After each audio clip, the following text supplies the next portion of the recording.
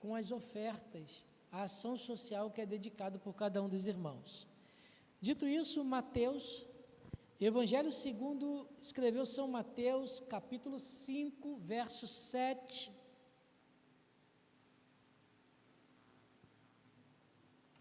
O texto diz o seguinte: bem-aventurados os misericordiosos, porque alcançarão misericórdia. Bem-aventurados os misericordiosos, porque alcançarão misericórdia. Senhor Deus, Pai, que nessa manhã o Senhor possa aplicar a Tua palavra em nossos corações, que nessa mensagem do Seu Filho Jesus Cristo, proferida, Senhor Deus, aos ouvidos daqueles que estavam lá no Monte Tabor, Senhor Deus, e ouviram a Tua mensagem, possa ressoar em nossas vidas nessa manhã, que nós possamos encontrar a profundidade do ensinamento do Seu Filho Jesus Cristo, e que ela possa ser plantada, cultivada, e que ela possa germinar em nossos corações, para cumprir o Seu plano em nossas vidas, para que toda a honra e toda a glória seja dada a Ti, Senhor. Que nesse momento eu possa diminuir, para que o Senhor cresça, e a Tua mensagem venha fazer sentido aos nossos corações. Pai, é que eu te peço, em nome do Seu Filho Jesus Cristo, amém. Esse texto que nós muito conhecemos, célebre, vários escritores já escreveram, ele começa esse versículo, essa fala do nosso Senhor Jesus Cristo, dizendo: bem-aventurados os misericordiosos. Meus irmãos, depois que Jesus Cristo proferiu o núcleo da mensagem da bem-aventurança, que foi o verso 6, bem-aventurado aqueles que têm fome e sede de justiça, o nosso Senhor Jesus Cristo avança a sua mensagem. Ele chega no ápice, mas ele não para no ápice. Tem mais coisas que precisam ser faladas. Nesse versículo 7, meus irmãos, quando nós entramos no versículo 7, o nosso Senhor Jesus Cristo, ele modifica o conteúdo e a forma e o núcleo da toda a mensagem que ele está tendo. Tudo aquilo que ele falou até o verso 6, ele já disse, ele proferiu o que era necessário e agora muda. Até agora, até o versículo 6, o nosso Senhor Jesus Cristo está considerando o que é necessário para ser bem-aventurado. Ele passa para nos ensinar o que é necessário para ser bem-aventurado. É necessário ser humilde de espírito, é necessário chorar, é necessário ser manso, é necessário ter fome e sede de justiça. Mas quando a gente chega no versículo 7, o nosso Senhor Jesus Cristo, ele passa a falar sobre qual é a disposição para sermos bem-aventurados. Uma coisa é o que é necessário, outra coisa é a nossa disposição para ser bem-aventurado. Isso significa, meus irmãos, que a partir do verso 7, o nosso Senhor Jesus Cristo está tratando do caráter necessário a um crente. Qual é o caráter que um crente deve possuir na sua vida? Qual é a disposição que deve ser manifestada na pessoa que tem Cristo em seu coração? Com isso, meus irmãos, Cristo nos coloca diante de um paradigma, Cristo nos coloca diante de um modelo, a qual nós temos que olhar e trazer para nossas vidas. E esse modelo, meus irmãos, não estamos diante de um idealismo, de uma coisa utópica, de uma coisa que nós olhamos e falamos assim: é impossível de nós sermos dessa forma. O que Jesus Cristo está ensinando é algo que só vai acontecer na eternidade, não é uma coisa utópica para nós. Esse versículo é como uma pessoa que confessa Jesus Cristo como seu Salvador deve ser no meio da sociedade. O nosso Senhor Jesus Cristo está retratando e delineando o perfil do crente, o caráter desse crente, a qual, quando nós passamos pela rua, olhamos aquele homem, aquela mulher, é um servo, uma serva do Deus vivo, é um homem, uma mulher de Deus. O nosso Senhor Jesus Cristo está começando a delinear. Cristo, a partir desse verso 7, está penetrando, Ele está dissecando, Ele está minuciando o nosso ser e dizendo o seguinte: vocês, meus ouvintes, que escutam o meu ensinamento, que me seguem, tem que ser dessa forma. O homem natural, meus irmãos, escuta a declaração do nosso Senhor Jesus Cristo e tem aversão, tem impaciência por aquilo que o Senhor Jesus Cristo está ensinando. Mas o homem espiritual, quando ouve o ensinamento de Jesus Cristo, o ensinamento de Jesus Cristo traz humilhação, desnuda a pessoa diante de Deus, a pessoa enxerga como ela é e traz mudança. Meus irmãos, nós estamos diante do padrão divino para o homem, aquilo que Deus pensou e trouxe para o Éden, e foi destruído, que foi dilacerado pelo pecado. Cristo começa a colocar em ordem, dizendo: é dessa forma. E qual é o nosso estado diante desse padrão? Como nós estamos nessa manhã diante desse padrão que o nosso Senhor Jesus Cristo nos ensina? Cristo começa nesse versículo a mudar o paradigma da sociedade daquela época. Jesus começa a falar de verdades centrais, de verdades essenciais, que o homem que se diz cristão necessita ter em suas vidas. Aquela geração, a geração que estava em torno de Jesus Cristo, é chamada na Bíblia como sepulcros caiados, belos por fora, bonitos de se ver, mas por dentro há uma podridão, não há vida, há morte, sepulcros caiados.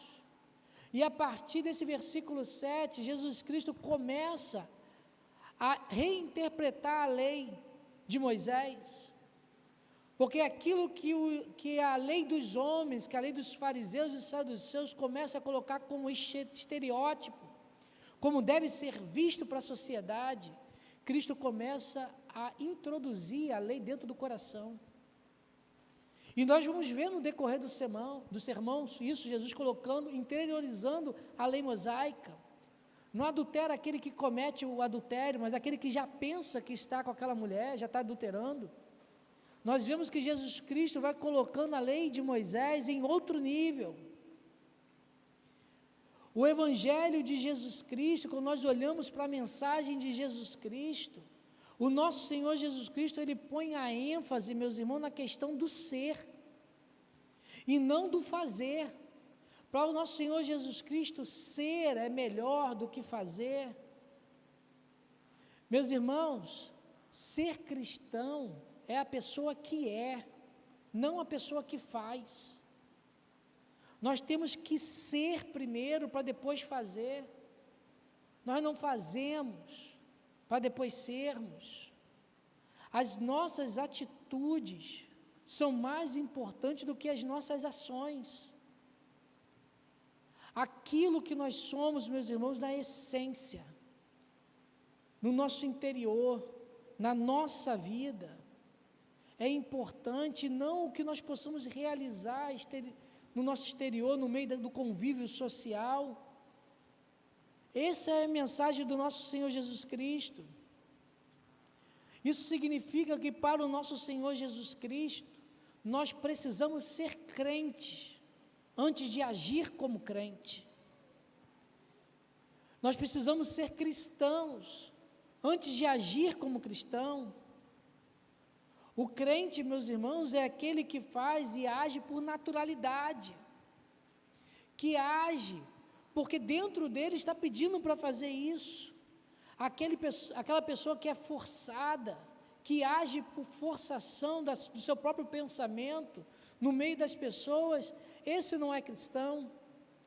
Paulo, em Gálatas capítulo 2, verso 20, parte A do versículo, ele diz o seguinte: logo, já não sou eu que vivo, mas Cristo vive em mim. O que Paulo está querendo dizer nesse versículo é o seguinte: eu quero ser controlado por Deus. Eu não controlo a mim mesmo. Eu faço aquilo que Jesus quer. Eu obedeço à voz do meu Senhor.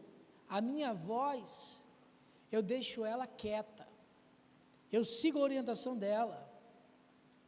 Se nós somos cristãos, meus irmãos, se nós aceitamos a Jesus Cristo como Senhor e Salvador das nossas vidas, as nossas ações resultam desse fato.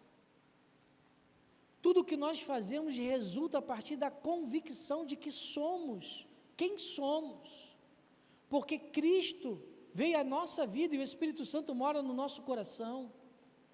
É por esse motivo que quando nós entramos nesse versículo, meus irmãos, nós estamos no âmago da fé cristã.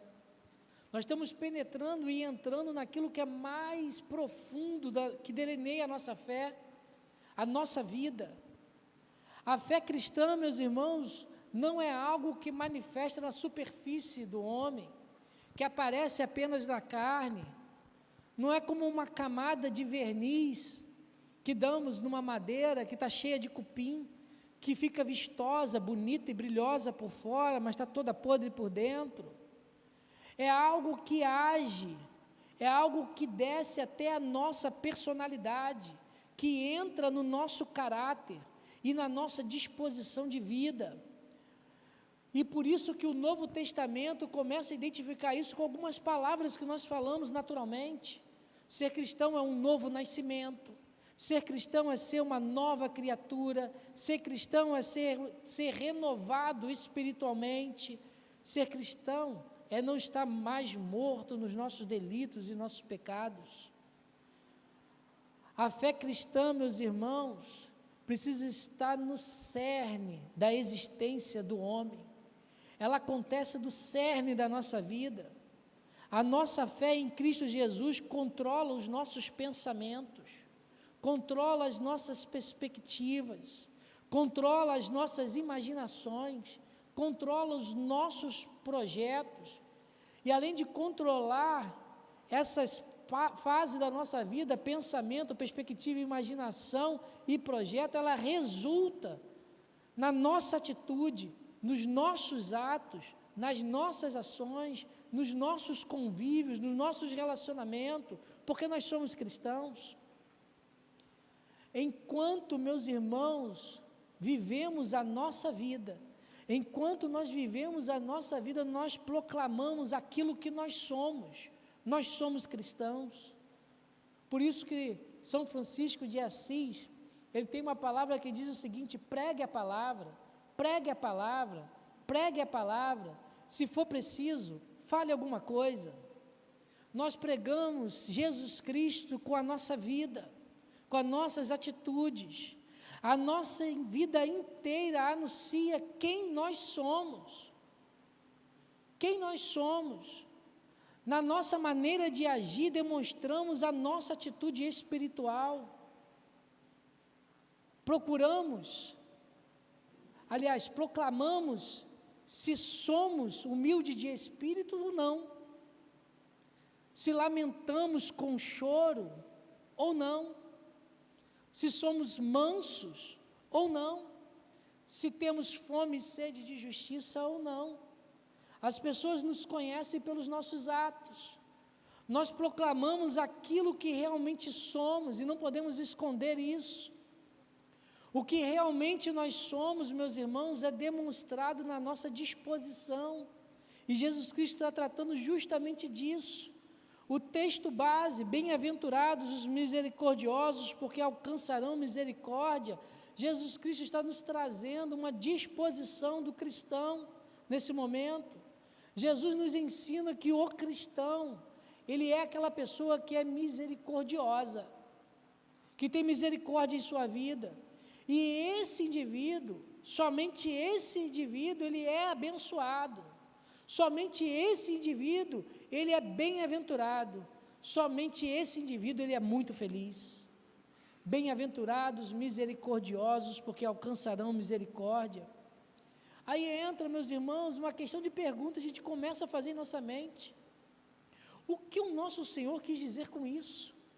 O que Ele está falando na sua mensagem? O que a Bíblia nos ensina sobre misericórdia?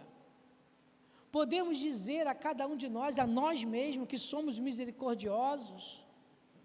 Ou ainda mais, meus irmãos, nós alcançamos a misericórdia? o que é ser misericordioso, segundo as Escrituras Sagradas. E para isso, meus irmãos, eu quero trazer 5 observações para nós, para cada um de nós que estamos aqui nessa manhã. 5 observações que nós temos que ter em nossa mente. A primeira observação é que misericórdia não é complacência. Misericórdia não é complacência. Ser misericordioso, meus irmãos, não significa ser complacente. Ou seja, deixa eu tentar melhorar um pouquinho mais aqui. Não é aquela pessoa que quer agradar todo mundo. Não é aquela pessoa que é o politicamente correto. Não é aquela pessoa que olha o erro e fecha os olhos para não entristecer o outro. Ser misericordioso não é isso. Ser misericordioso não quer dizer que a pessoa demonstra cortesia, que a pessoa demonstra gentileza, que a pessoa demonstra amabilidade. Ser misericordioso não é isso. Em outras palavras, meus irmãos, não é aquela pessoa que está alheio a tudo à sua volta e para que caia no agrado das pessoas, começa a abrir mão de conceitos essenciais da sua vida. Isso não é ser misericordioso. Não é aquela pessoa que finge que não está percebendo os erros à sua volta, mas não quer ficar numa situação ruim com o seu vizinho, ou com a sua família, ou com o mundo que cerca. Não é aquela pessoa que está alheio às transgressões, às desobediências às leis, às desobediências sociais, que não se incomoda com os erros que estão à sua volta. Meus irmãos, misericórdia não anula o senso de justiça. Misericórdia não anula o senso de justiça. Não é fechar os olhos para o pecado. Misericordioso não é isso. Não é essa disposição que Jesus Cristo está falando. Nós fomos chamados, meus irmãos, para anunciar o ano aceitável do Senhor. Em 1 Pedro, capítulo 2, verso 9, Pedro vai dizer o seguinte: vós, porém, sois raça eleita, sacerdócio real, nação santa, povo propriedade exclusiva de Deus, a fim de proclamar as virtudes daquele que vos chamou das trevas para a sua maravilhosa luz. Nós fomos chamados por Deus para anunciar a justiça de Deus em Cristo Jesus. Quando nós olhamos para João Batista, a pregação de João Batista era arrependei-vos. E ele era um homem misericordioso. Ser politicamente correto, meus irmãos, não é misericórdia. Pegamos como paradigma, como modelo para nós, o nosso mestre, o nosso Deus. Lá em Salmos 103, verso 17, parte A do versículo, vai dizer o seguinte: mas a misericórdia do Senhor é de eternidade a eternidade. O nosso Deus é conhecido como misericordioso. Ele é misericordioso. O nosso Deus tem misericórdia de cada um de nós, e Jeremias vai dizer que as misericórdias do Senhor são as causas de nós não sermos consumidos. Mas a Bíblia não fala que Deus é complacente com o pecado. Em Salmos 7, verso 11, o texto vai dizer o seguinte: Deus é justo juiz, Deus que sente indignação todos os dias. O nosso Deus é misericordioso, mas Ele é reto juiz. A misericórdia divina não anula a justiça divina. Ao contrário, uma coopera com a outra de tal forma, meus irmãos, que nós não somos consumidos. Por isso, meus irmãos, ser misericordioso não significa ser complacente. Essa é a primeira observação. A segunda observação, meus irmãos, é que misericórdia é um senso de compaixão. Misericórdia é um senso de compaixão. Existem, meus irmãos, duas ações em Deus. Duas ações de Deus que Paulo, quando chega nas suas cartas pastorais, as cartas a Timóteo, que ele escreve, que Paulo faz uma distinção na sua saudação inicial. Ele chega no início da carta e fala o seguinte: que a graça, a misericórdia e a paz da parte de Deus Pai e de Cristo Jesus. nas outras cartas, as cartas às igrejas, ele não começa assim. Ele começa que a graça e a paz da parte de Deus Pai e de Cristo Jesus. Quando chega nas pastorais, eles acrescentam o termo misericórdia. Paulo aí faz uma distinção entre graça e misericórdia. Graça é uma coisa, misericórdia é outra. A melhor definição que eu consegui encontrar sobre graça, nos dicionários teológicos, sobre o ponto de vista que eu quero trazer, é que graça é a ação de Deus aos homens vinculada aos seus pecados. É um favor imerecido que o homem pecador recebe. Agora, a misericórdia é a ação de Deus aos homens associada à sua situação de miséria, de pecaminosidade. É quando Deus age com o homem miserável. A graça é quando Deus dá aquilo que o homem não merece. E a misericórdia é quando Deus não faz aquilo que deveria fazer com o homem miserável.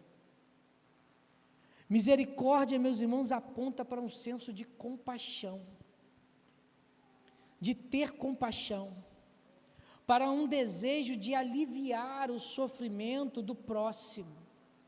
O sofrimento do ser humano, meus irmãos, um sofrimento da pessoa que está à nossa volta, precisa produzir em nossas vidas um intenso desejo de aliviá-lo. Isso é misericórdia, é olhar para uma pessoa que está em sofrimento e querer aliviá-lo desse sofrimento. É olhar para um ser humano que está enfermo. O ser humano nesse momento ele está enfermo. A enfermidade do homem é crônica. Age em todas as ações do ser humano. A enfermidade que o homem possui age na razão do homem, age nas emoções, age na vontade, domina ele completamente. O homem está com uma doença que o deprime, que o desgasta. E essa enfermidade que o homem sente é o pecado que está dentro dele. É um sofrimento que está nesse homem.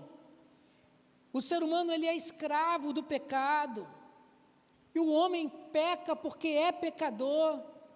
Meus irmãos, essa realidade precisa estar viva em nossas mentes todos os dias, precisa bater em nossos corações.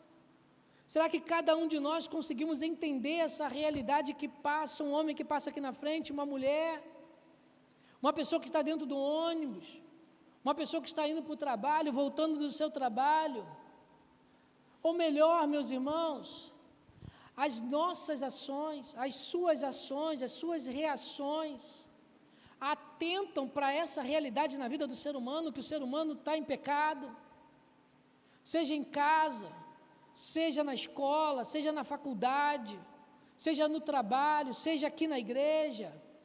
Essa realidade do próximo precisa nos marcar. As pessoas à nossa volta e nós mesmos somos sujeitos ao pecado. Isso todos nós sabemos. Sabemos que as pessoas estão sujeitas ao pecado, que pessoas fazem fofoca, que pessoas agridem fisicamente, moralmente, verbalmente, que cometem inúmeros erros, são egoístas, praticam sedição, praticam adultério, cometem horrores contra a vontade do Senhor. Isso tudo nós sabemos, e nós precisamos ter compaixão com essas pessoas, porque elas são escravas do pecado. Nós precisamos olhar para um pecador, meus irmãos, e sofrer com ele, porque ele não faz aquilo que ele quer, mas ele, como escravo, faz aquilo que o pecado manda ele fazer. O pecado, meus irmãos, domina cada homem, cada mulher da nossa sociedade, e eles não estão fazendo o que querem. Essa realidade precisa ser viva em nossas vidas. Essa triste realidade deve gerar compaixão em nossos corações, e não desprezo, e não julgamento. Não olhamos para um viciado em drogas, viciado em bebida com desprezo, com julgamento, mas sim com compaixão, porque é o pecado que leva a pessoa a fazer isso. Isso é ter misericórdia, meus irmãos. Isso é ser misericordioso. Mas eu quero ampliar um pouquinho mais esse problema. Uma coisa é quando isso tudo que eu falei acontece a terceiros, acontece na rua e nós estamos vendo. Mas quando essas ações acontecem conosco, quando a fofoca envolve o nosso nome, quando a agressão envolve a nossa pessoa, e quando os erros são feitos contra nós mesmos, seja o vizinho, seja o colega de trabalho, seja o irmão da igreja, seja o parente, seja o cônjuge, seja a pessoa dentro de casa, a pessoa no ônibus, o carro que está na frente, o carro que está atrás, qual é a nossa reação? O exemplo nós temos do nosso próprio Cristo Jesus.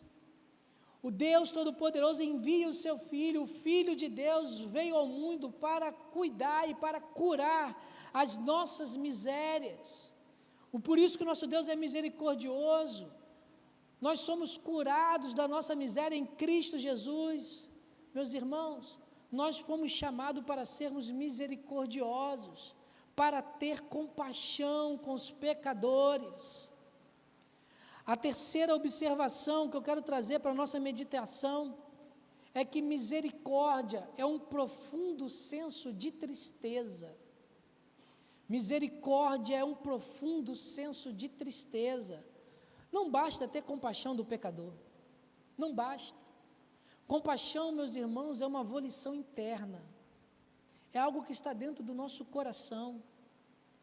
Se nós olharmos para a parábola do nosso Senhor Jesus Cristo, a parábola do bom samaritano, duas pessoas passaram do lado daquele que estava ferido na estrada, tiveram compaixão, mas a compaixão não adiantou em nada. Mas o samaritano, ao ver, pegou aquela pessoa que estava ferida, que estava no meio do caminho, levou para um local, deu pagamento para que pudesse ser curado. Não adianta ter apenas compaixão, precisamos ter uma atitude de tristeza em nossas vidas para com o pecador.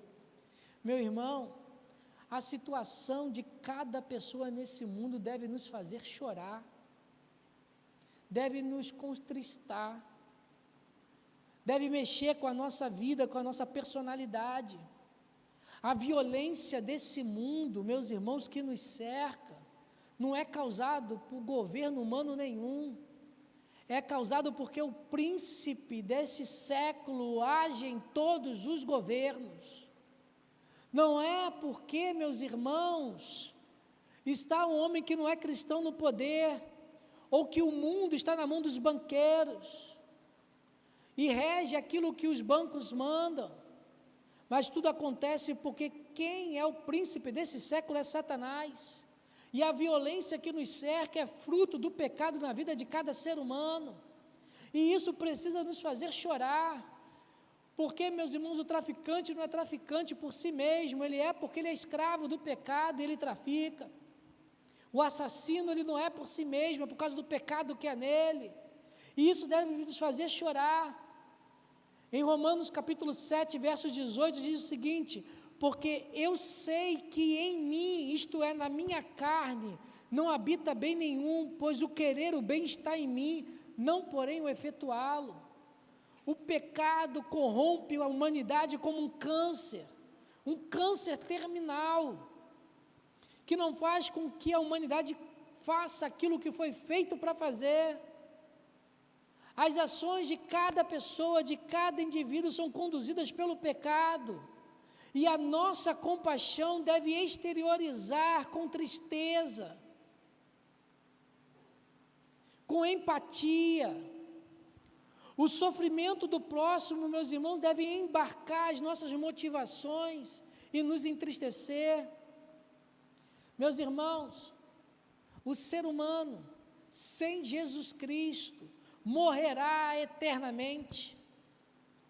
É uma verdade que às vezes nós nos conformamos com isso, mas é uma verdade que deve nos mexer e nos entristecer. O ser humano, o seu vizinho, o seu colega de trabalho, aquele que você vai para almoçar com ele, o seu colega da escola, o seu colega da faculdade, se não aceitar Jesus Cristo, ele vai ter uma morte eterna. a pessoa que estaciona o carro junto com você, a pessoa que pega carona com você para ir para o trabalho, os vizinhos que estão em torno da igreja, em torno da sua casa, o seu parente. Sem Jesus Cristo morrerá eternamente, e essa verdade tem que nos entristecer. Você, meu irmão, minha irmã, tem empatia com o seu próximo? Você tem empatia com o seu próximo, independentemente do que ele tenha feito com você, se ele te tratou bem ou tratou mal? Nós nos identificamos com a necessidade e a fragilidade que essa pessoa tem.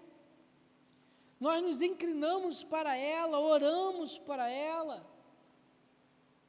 Nós consideramos essa pessoa e nos preocupamos com o seu estado espiritual. Você, meu irmão, minha irmã, nós que estamos aqui, você que está nas redes sociais, você consegue chorar por aqueles que te maltratam? Consegue chorar por aqueles que falam mal de você? Mas de repente você fala, mas pastor, o Senhor não sabe o que essa pessoa fez comigo. O Senhor não sabe o que essa pessoa tem feito comigo ao longo desses anos todos. Eu tenho que dizer, realmente eu não sei.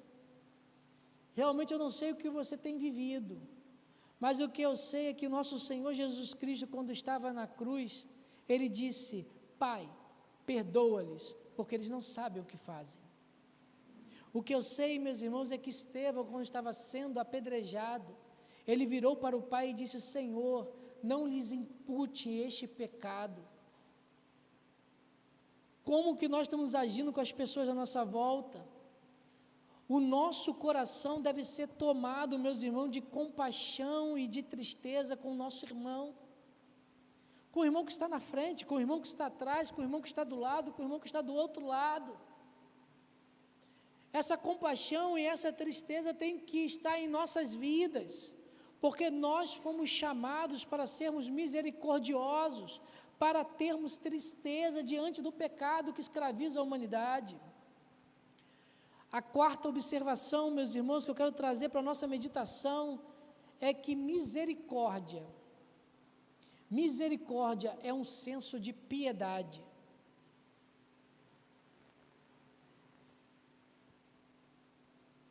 Misericórdia é um senso de piedade. Quando eu pego a palavra piedade, se nós formos procurar no dicionário, a palavra piedade, ela quer dizer compaixão pelo sofrimento alheio, comiseração, dó e misericórdia. Mas quando a gente pega essa palavra piedade e vai para o latim, a gente vê que a palavra piedade, ela vem de um radical que vem para o português como honestidade. Mas se eu avançar do latim, pulo para o grego e levo para o hebraico, ela tem uma raiz na palavra kadosh. Alguém lembra o que é kadosh? Tirando o seminarista. Também se não souber, eu falo com o professor, né? Falo com o Davidson. Kadosh é santo. Lá em Isaías capítulo 6 está escrito Kadosh, Kadosh, Kadosh, santo, santo, santo. Kadosh é santo. Então, piedade, meus irmãos, é voltar-se para aquele que é santo. Isso é piedade. Piedade é voltar-se para aquele que é santo.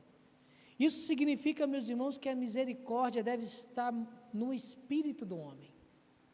A misericórdia precisa estar no espírito do homem, justamente porque ele é piedoso, porque ele se volta para aquele que é santo. Isso quer dizer, meus irmãos, que misericórdia não é um mero sentimento de compaixão, não é uma coisa que acontece ao homem natural. A misericórdia não está associada a certos temperamentos. Não, existe um temperamento certo para ser misericordioso. Umas pessoas são misericordiosas e outros não. Não está ligado à psicologia do indivíduo, não é o psique, não é o cérebro da pessoa com os seus hormônios, com as suas ligações intrínsecas dentro do seu cérebro. Não, misericórdia não é isso. Não estamos falando de uma disposição natural. Misericórdia é uma operação do Espírito Santo feito no íntimo do homem. é uma ação promovida pelo Espírito Santo, não se manifesta na nossa superfície. A misericórdia, ela vai se manifestar no nosso âmago, na nossa personalidade, porque é o próprio Espírito Santo que faz essa manifestação.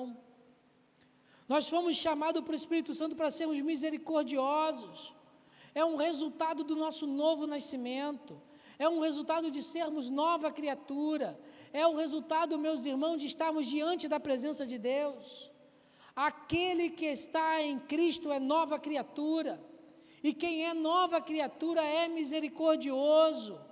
As coisas velhas se passaram e tudo se fez novo.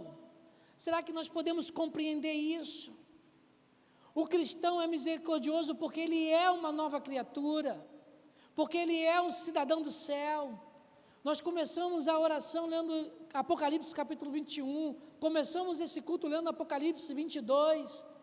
Quem faz parte dessa cidadania do céu é misericordioso, e isto vem de Deus, através da operação do Espírito Santo em nossas vidas. Mas pastor, bem-aventurado são os misericordiosos. Mas você não sabe o que ele fez, bem-aventurados são os misericordiosos. Você não sabe o que ele faz, o que ele disse de mim, bem-aventurados são os misericordiosos. Porque Cristo habita em nós, meus irmãos. Se não fora, e vou repetir, se não for a misericórdia de Deus, nós não estaríamos aqui. Se não fosse a bondade de Deus, operada pela misericórdia em nossas vidas, e ter enviado o seu Filho Jesus Cristo, nós não estaríamos aqui. João capítulo 3, verso 16, texto que nós conhecemos, texto que nós gostamos de mencionar de cor e salteado, vai nos dizer: porque Deus amou o mundo de tal maneira, que deu o seu Filho unigênito, para que todo aquele que nele crê não pereça, mas tenha a vida eterna. Ô versículo bom para meditar, ô versículo bom para recitar, para falar para as pessoas, para começar uma escola dominical, para poder começar um culto. Um versículo que nos traz o amor de Deus, um amor que é indizível, um amor que é imensurável, cheio de misericórdia, que nos resgatou. Mas nós não queremos ler 1 João capítulo 3, verso 16. 1 João capítulo 3, verso 16, pode pôr ali para mim? 1 João capítulo 3, verso 16. Esperar colocar ali na tela.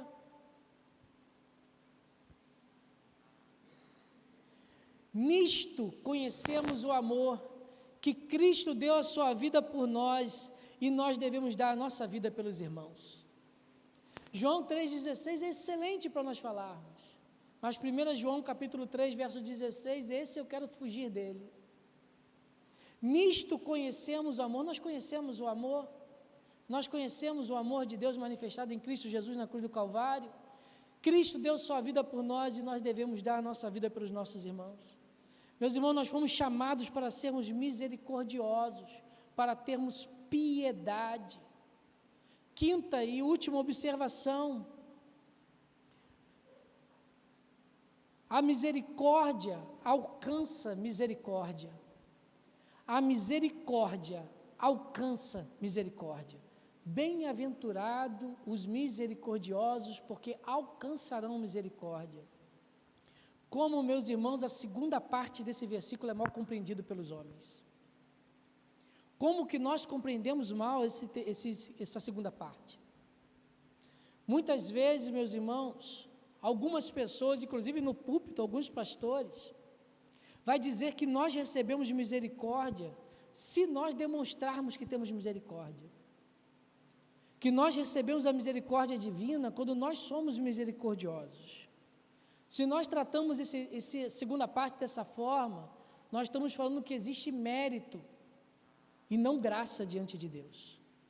Que a misericórdia é um ato benevolente, que não é benevolente, mas sim meritória.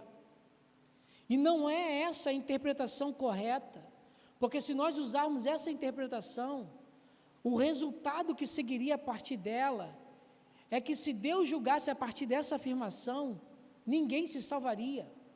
Ninguém se salvaria. Se a misericórdia fosse executada em termos legais, o perdão seria impossível para nós. Meus irmãos, e mais ainda, mais sério ainda em termos de doutrina, a interpretação de uma forma meritória anula a doutrina da graça, do favor imerecido. Anula toda a doutrina da graça. Paulo não poderia dizer, como ele diz lá em Romanos 5, verso 10, que nós fomos reconciliados quando ainda éramos inimigos de Deus. Anula essa fala de Paulo, anula esse versículo se fosse meritória. O que esse texto está nos ensinando, meus irmãos? O que Jesus nos ensina é que só há perdão, deixa eu repetir, só há perdão quando verdadeiramente há arrependimento. Só há perdão quando há verdadeiramente arrependimento. Isso significa, meus irmãos, que o perdão é exclusivo ao amor de Deus, é exclusivo à graça de Deus, é exclusivo à misericórdia de Deus. E se você, meus irmãos, cada um de nós estamos aqui, se nós estivermos realmente arrependidos, e se nós percebemos a nossa real situação diante de Deus, se nós compreendemos que só somos perdoados pela graça, logo, meus irmãos, logo é imprescindível que cada um de nós perdoe os irmãos pelas ofensas que nos fazem. Se nós reconhecemos quem nós somos, se nós estamos realmente arrependidos, se nós percebemos quem é Deus dentro do ato de salvação, o resultado que segue é que nós temos um coração que perdoa. Nós alcançamos a misericórdia. Somos misericordiosos. Você alcança a misericórdia? Você alcançou a misericórdia? Conseguimos compreender agora isso que foi falado até agora? Entendemos esse versículo? Cristo está tratando o âmago do ser humano. Está penetrando em nossa personalidade nesse momento, no caráter, na nossa disposição. Se nós somos humildes de espírito, nós sabemos que não há nenhuma retidão em nós, que não há nenhuma obra de justiça.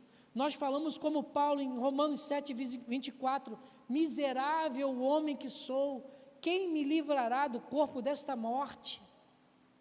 Se nós somos humildes de espírito, a gente chora, porque nós sabemos qual é a nossa situação diante de Deus. Nós sabemos como está a nossa situação diante de Deus e não há conciliação por nós mesmos. E se a gente chora, a gente se torna manso, porque nós sabemos que ninguém pode nos prejudicar, porque nós nos prejudicamos a nós mesmos. Ninguém pode nos ofender, porque nós já somos o mais baixo possível que um ser humano pode chegar. Nós entendemos que não há um justo, nenhum sequer, e é justamente por isso que nós temos fome e sede de justiça, porque nós queremos a retidão de Deus em nossas vidas. Sem a retidão de Deus, não há reconciliação. E tudo isso, meus irmãos, nós recebemos de Cristo gratuitamente na cruz do Calvário. E quando olhamos para essa benfeitoria, para essa benevolência de Deus, com esse tão tamanha reconciliação conosco, nós contemplamos as vítimas do pecado, aquelas que estão encarceradas pelo pecado, e nós temos misericórdia dela, porque lá nós estávamos. As pessoas são escravas do pecado, são escravas de Satanás, estão caminhando para a perdição. Essa realidade, meus irmãos, não pode nos trazer aversão, mas sim comiseração em nossas vidas. Precisamos diferenciar em nossas vidas o que é pecado e o que é pecador, o pecador do seu pecado, porque nós fomos chamados, meus irmãos, para ter misericórdia, para alcançar a misericórdia de Deus. E concluindo essa mensagem, convido o grupo de louvor para estar aqui comigo.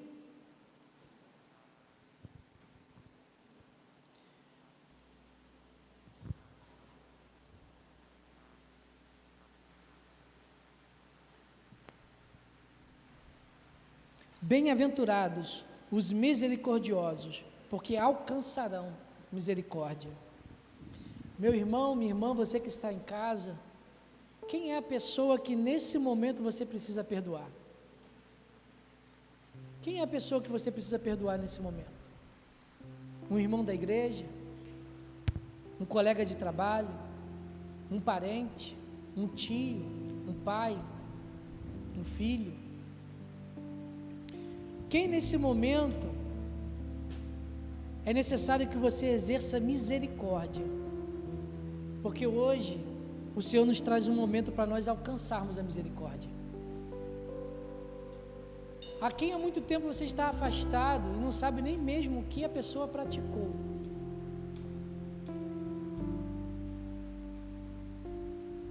Nessa manhã nós não podemos sair daqui da mesma forma que nós entramos. Nós não podemos fechar esse culto sem que essa mensagem saia de uma teoria para uma prática em nossa vida.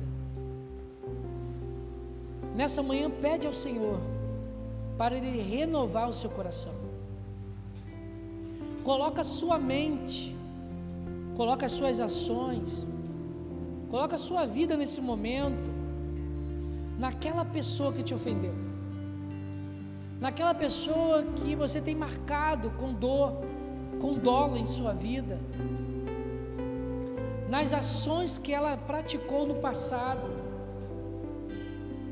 E agora pede ao Senhor para remover do seu coração. Pede para o Senhor retirar isso do seu coração. Pede para o Senhor te curar nesse momento. Pede para o Senhor renovar a sua vida, porque hoje é dia para que nós possamos alcançar a misericórdia de Deus.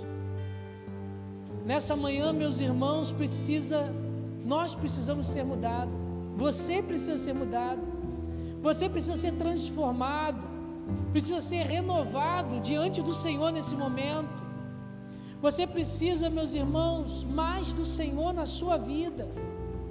Deixar o Senhor retirar toda a amargura que está no seu coração, todo o desânimo e toda a tristeza, tirar todas as ofensas, todas as provocações, todas as dores, todas as decepções, todas as agressões, para que você possa sair daqui diferente, para que você que está nas redes sociais possa interromper esse vídeo diferente e você possa falar: o Senhor falou comigo.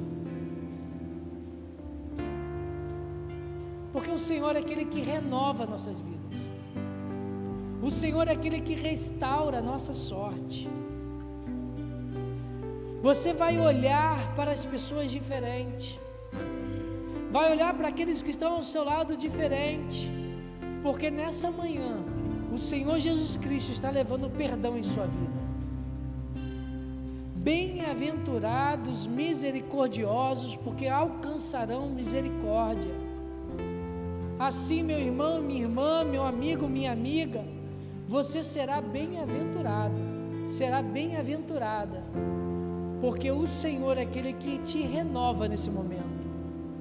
Louvado o nome do Senhor. Vamos adorar o Senhor?